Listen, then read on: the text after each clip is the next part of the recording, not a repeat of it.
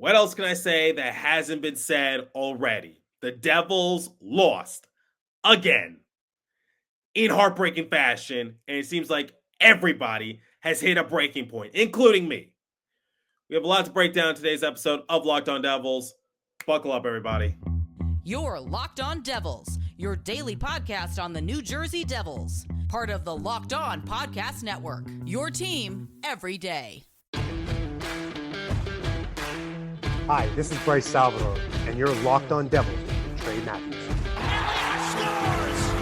Oh, Stevens stepped up, nailed him. Brodor's got the puck. What a shot. The Devils win the Stanley Cup. Alrighty now, what is up, New Jersey? Welcome back to the Locked On Devils podcast.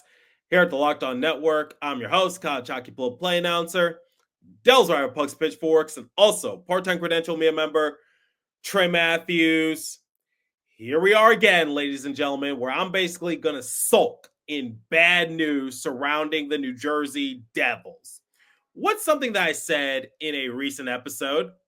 It can always get worse for the Devils. And that's exactly what we're going to talk about in the first segment. We're going to talk about all the happenings surrounding New Jersey, all of it not good. Then in the second segment, the Devils suffered another heartbreaking loss, this time to the Dallas Stars by a score of 4-3.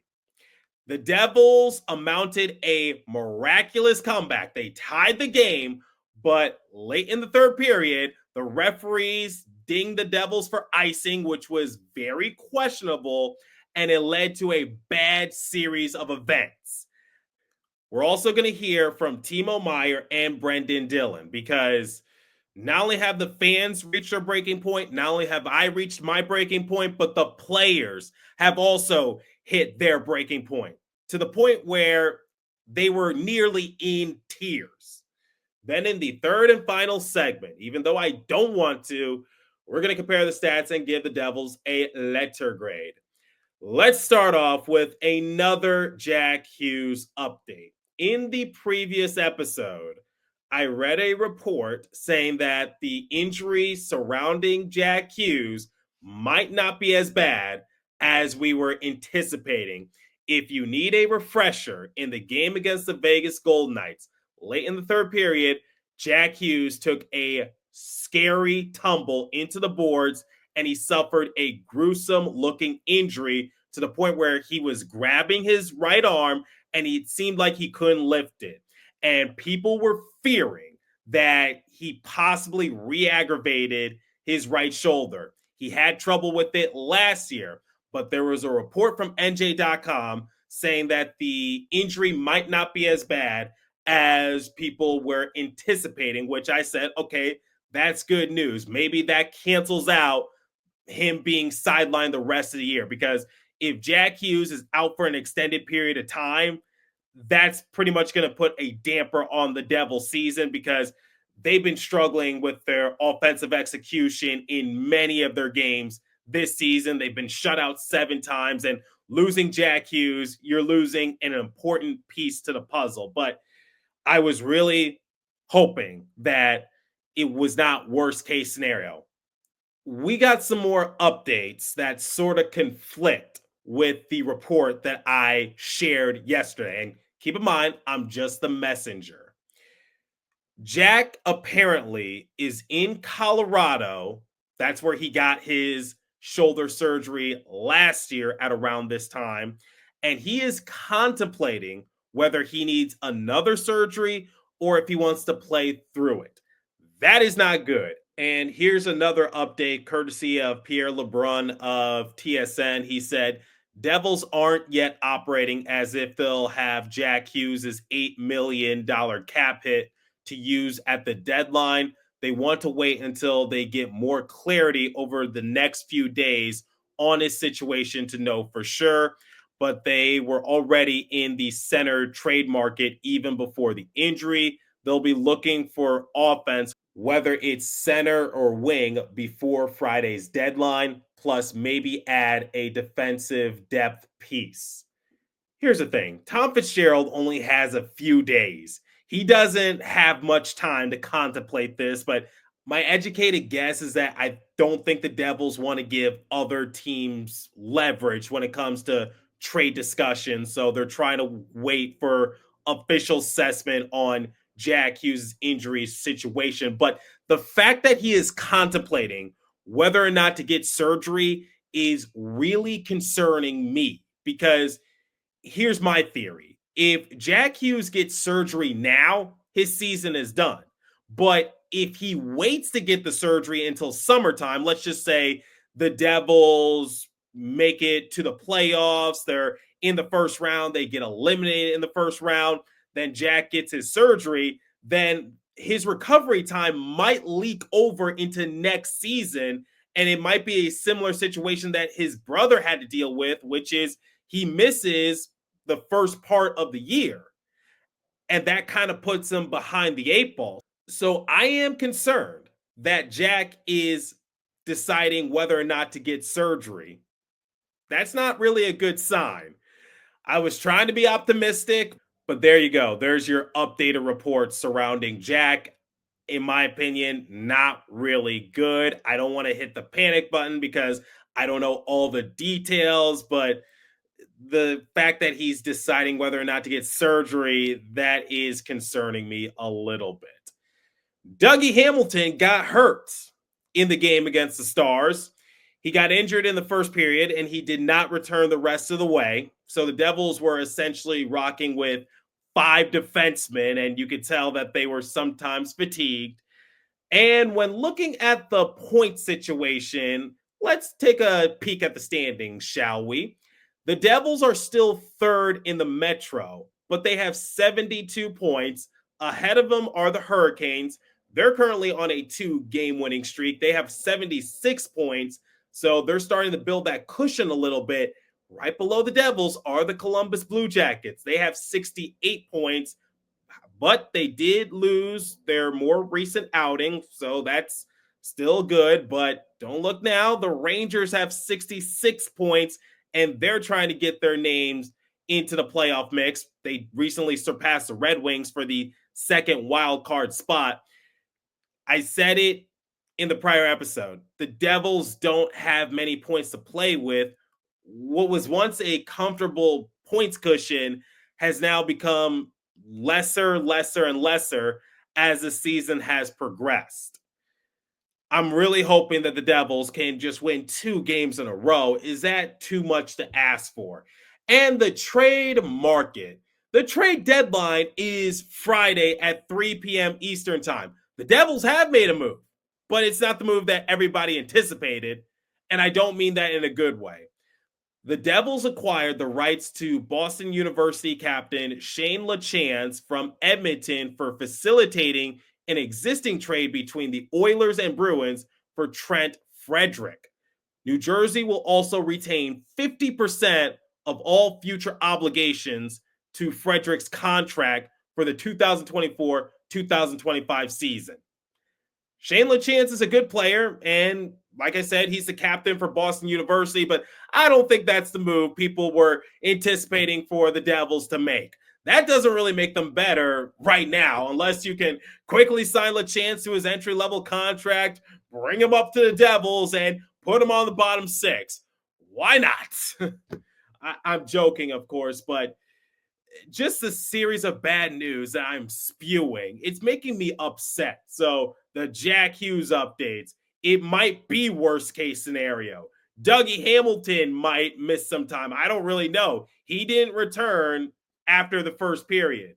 The Devils' point cushion continues to get smaller, and the trade market is starting to dry up a little bit because Jake Evans is off the table. He signed an extension with the Canadiens. Trent Frederick, he was a name that was floating around a little bit. He's now off the table. He's making his way to Edmonton, and the Devils are retaining 50% of that contract.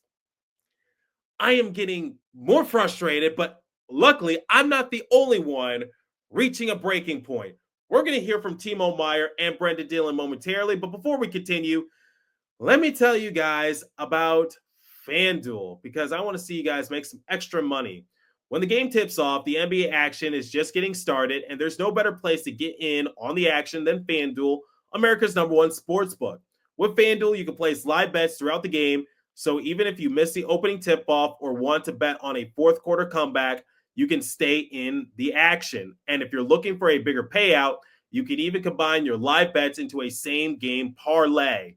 And the reason I love using FanDuel is because it keeps me more in tune with sports. And I'm not just saying that because my Los Angeles Lakers are actually performing really well with Luka Doncic and LeBron James. Right now, new FanDuel customers can get $150 in bonus bets if your first $5 bet wins. Just visit FanDuel.com to join today. That's FanDuel.com for your shot at $150 in bonus bets. Make every moment more with FanDuel, the official sportsbook betting partner of the NBA. Please remember to always gamble responsibly. Okay, like I've been saying, the Devils lost in heartbreaking fashion to the Stars. What happened? Well, the Devils got off to a very slow start in this game. Wyatt Johnston scored within the first 90 seconds, and people thought this was going to be a long outing for New Jersey. And things weren't really looking all that good. To add insult to injury, in the second period, Ilya Lyubushkin scored his first goal this season.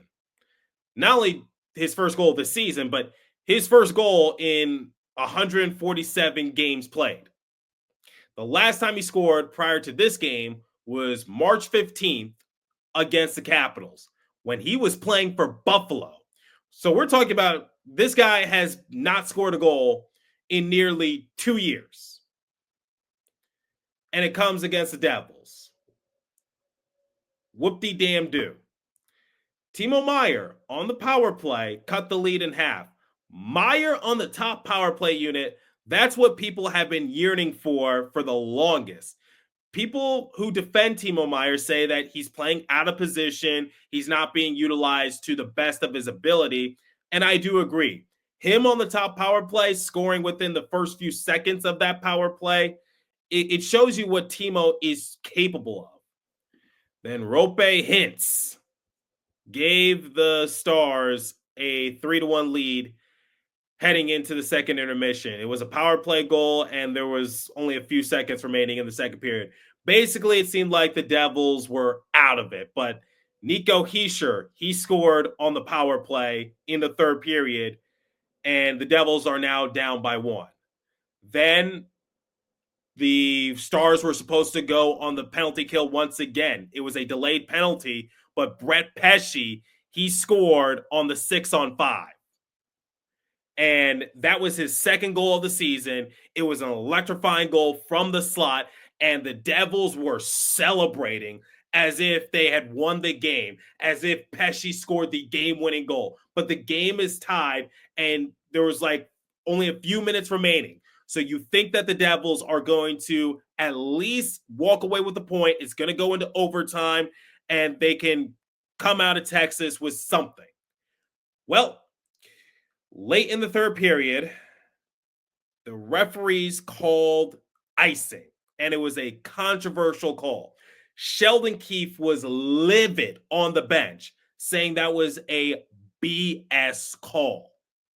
Now, whether or not that was icing, that's up to you. But I personally think that the referee shouldn't have called icing in that case. So the Devils have to stay intact. They can't get Nico Hischier out there to do the draw because the faceoff is going to come into the attacking end for the Stars. So who's out there to take the draw? It's Granlund for the Stars, and it's Haula for the Devils. Haula is having a nightmare season, but maybe, just maybe, he can sort of redeem himself, at least for this game, and the Devils can go into overtime. Nope.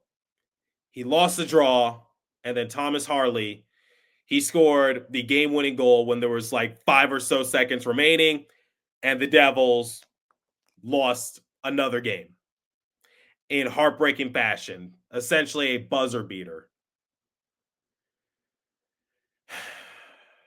it's just frustrating, to say the least. I'm running out of words to describe it. I don't know what else I can say that hasn't been said already. The Devils are still in a playoff position, but if they make the playoffs, they're not going to go far. I think they're going to be a first-round exit. And if they make it past the first round, that's a miracle. But I'm sure you don't want to just hear my thoughts on the matter. Here's what Timo Meier and Dillon had to say post-game. Both of them were on the verge of tears. Get a goal, 4 seconds left in the game. It hurts, but I thought we competed unbelievable. We gave it everything, but it just shows this time of the year how tiny mistakes can cost you a game. As much as it hurts, we gotta take the good stuff from this game and move on. And next time we're in this situation, we gotta remember, how important it is. Every puck, how important every puck is. And but right now it's no fun. But we gotta focus on the next game and move on. Did you feel that in that first period there was maybe a little bit of a feeling out process? Obviously without Jack, what do you sort of make in that first period? Maybe to start a little bit. I thought in the start we gave up too much. First goal we gave up breakaway and too many odd man rushes. But I think it didn't have to do anything with our competitiveness, the way it worked. We just got to work smarter. We wanted to win this game. You could tell by everybody the way they were going tonight. But we just got to learn. Hard work's not enough. You got to be smart as well, and I think that's where it made the difference tonight. You talk about smart work, obviously, those power play goals that you guys were able to score. A totally new look power play, given Dougie out and Jack. What did you like most about those opportunities? Yeah, I like that we didn't waste any time. We had a plan, we executed.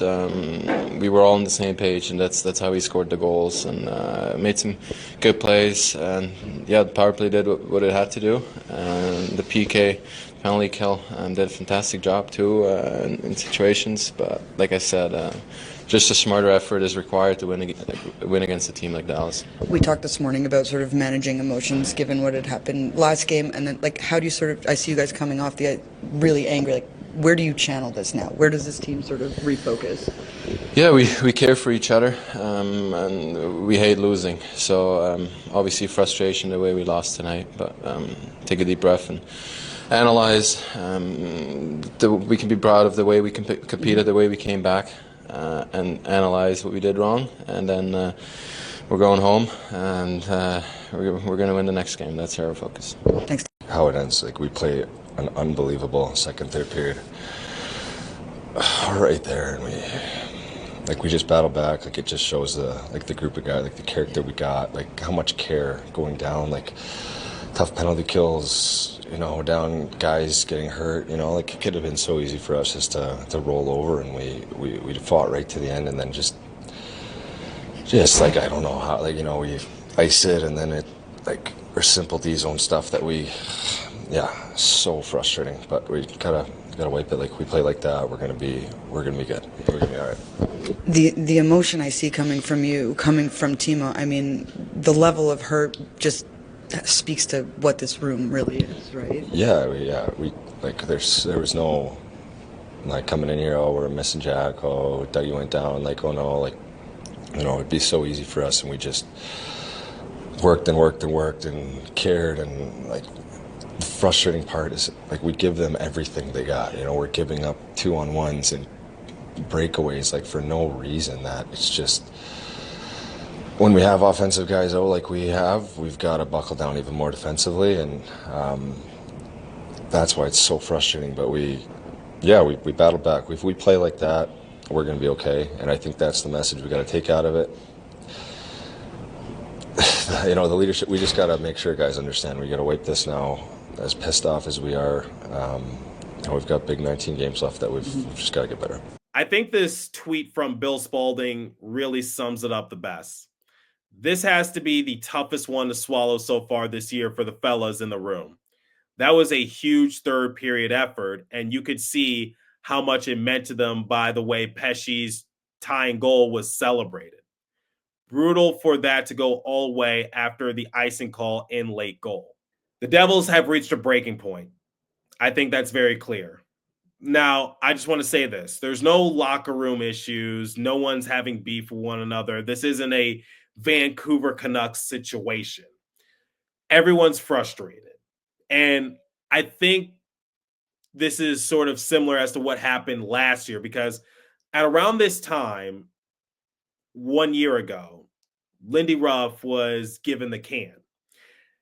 Now, what happened leading up to Lindy Ruff getting fired? Well, obviously the Devils were very inconsistent, but the final few games in which Lindy Ruff was behind the bench for the Devils, they were in California, and I was with them. And I said it then, and I will say it now. You could cut the tension in the locker room with a knife. Everyone was on edge. Everyone was frustrated. You could just tell that something was about to go down. And I had a good feeling that Lindy Ruff was going to be fired if the Devils lost 2 of their 3 matchups in California, because they played the Sharks, the Ducks, and the Kings. I predicted that if the Devils lost 2 of those 3 games, most likely he would be fired. If they had lost all 3 of those games, he was definitely going to be fired, because the Devils were in a very bad situation. And speaking of bad situations, the Devils are probably going to be without their star player for a good amount of time. He might not return the rest of the year if he gets surgery. I'm going to be completely honest. Offense is sometimes tough to come by, and we saw it in this game. And now they're going to have to rely on their defense and goaltending to try to get themselves more victories, because they can't just win a game 5-1. They're going to have to try to win a game 1-0 or 2-0 or 2-1, scores like that. It's going to be low scoring affairs, and they got to try to get their act together, because the reality of it is that they're continuing to lose. And if they don't win more consistently, they're going to be out of the playoff picture. Not just outside the top 3 in the Metro, not just in a wild card position, but not in the playoffs whatsoever. This is a new low for the Devils. And to close out this segment, I'll just say this. Everyone is on edge this time around. Everyone's frustrated. And this season was so promising heading into the Christmas break, but ever since the Devils came back from the Christmas break, they have not been the same. And they have too much talent to be this inconsistent. I know they're missing Jack Hughes, and that's definitely not good. But they still got to find ways to win, because they can't go the rest of the year with only 3 wins, can they? Can they? So something's got to change. And the Devils, I think, are a little frustrated. And let me just add some more context. By change, I mean they got to find ways to win. That's all I got to say. Okay, let's compare the stats, give the Devils a letter grade, and get out of here. Shots on goal differential, 28-21 in favor of the Devils. Power plays, Devils were 2 for 2. And I would also say that they were maybe 3 for 3, just because Brett Pesce capitalized on a 6-on-5. I know it won't go into the books as a power play, but essentially that was a power play. Stars were 1 for 5. Hits 37-12 in favor of the Devils. Giveaways 23-19 in favor of Dallas. Takeaways 4-3 in favor of Dallas. Block shots 12-7 in favor of the Devils. Time spent in the penalty box 10-4 in favor of the Devils. Before I give a letter grade, I just want to say this. The ESPN broadcast was actually saying that they were surprised. Everyone was surprised that the Devils were leading in the hits category and the shots category, because right out the gate, it seemed like the Stars were the more aggressive team and forcing the Devils into more mistakes. But as they also said, stats can sometimes be a little misleading. If I had to give the Devils a letter grade, I'll give them a C-, just because they did show a lot of heart in this game. It's their first game played this season without Jack Hughes. That makes things a lot more difficult for them. They showed a lot of fight. They showed a lot of determination. The players showed passion afterwards. Unfortunately, they're playing one of the best teams in the Central Division, and a call didn't go their way. So I think they played really well. Unfortunately, it comes down to you gotta make those saves if you're Jacob Markstrom, and you gotta play better defense in front of them, because offense is not going to be your friend going the rest of the way if Jack is out for an extended period of time. So I'll go a little easy on the Devils this time around. I will give them a C-. But obviously, let me know your thoughts. What do you think of this breaking point for Devils? Is this their rock bottom? Do you think they can turn it around? And do you think we're going to see Jack Hughes at all the rest of the year? I'm curious to hear your thoughts. Leave a comment down below if you're watching on YouTube.